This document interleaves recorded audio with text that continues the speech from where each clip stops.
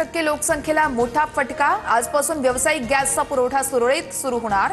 Petroleum मंत्री हरदीप पुरी यांची लोकसभेत घोषणा। भारतात घरगुती गॅसचा पुरवठा सुरळीत सुरू आहे। गॅस बुकिंगसाठी शहरात 25 दिवस तर ग्रामीण भागात 45 दिवसांची मुदत। पर्याय म्हणून रॉकेलचा साठा उपलब्ध करून देणार पेट्रोलियम मंत्री हरदीप पुरी यांची माहिती। भारतात इंधनाचा कोणताही तुटवडा नाही, अफवांवरती विश्वास ठेवू नका। लवकरच सीएनजी गॅसचा पुरवठा पूर्णतः सुरळीत होईल, पेट्रोलियम मंत्र्यांची ग्वाही। पंतप्रधान नरेंद्र मोदींची इराणच्या राष्ट्राध्यक्षांसोबत फोनवरून चर्चा। वाढता तणाव, नागरिकांच्या जीवितहानीबाबत चिंता व्यक्त। शांतता आणि स्थिरतेसाठी भारताच्या वचनबद्धतेचा मोदींकडून पुनरुच्चार।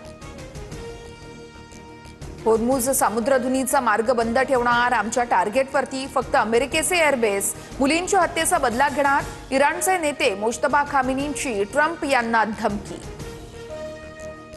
अमेरिकन नौदल होर्मुझ सामुद्रधुनीतून तेल टँकर्सना सुरक्षा देऊ शकणार नाही। सध्या इराणच्या आक्रमणाला उत्तर देण्यावरती लष्कराचा भर आहे। महिना अखेरपर्यंत सुरक्षा पुरवू, अमेरिकेचे ऊर्जा सचिव क्रिस राईट यांची माहिती। राहुल गांधींनी एप्स्टीन फाईल्सचा मुद्दा काढताच सभागृहात गोंधळ। एप्स्टीनचे मित्र असल्यानं हरदीप पुरींनीच सांगितलंय। राहुल गांधींचा आरोप, हरदीप पुरींच्या मुलीला जॉर्ज सोरोसकडे पैसे मिळाल्याचा देखील राहुल गांधींचा मोठा दावा।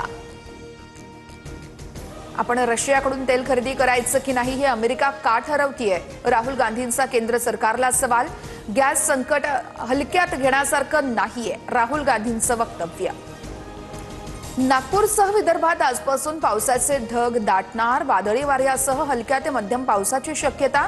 14 आणि 15 मार्चला अवकाळी पावसासोबतच हवेचा जोर जास्त असणार।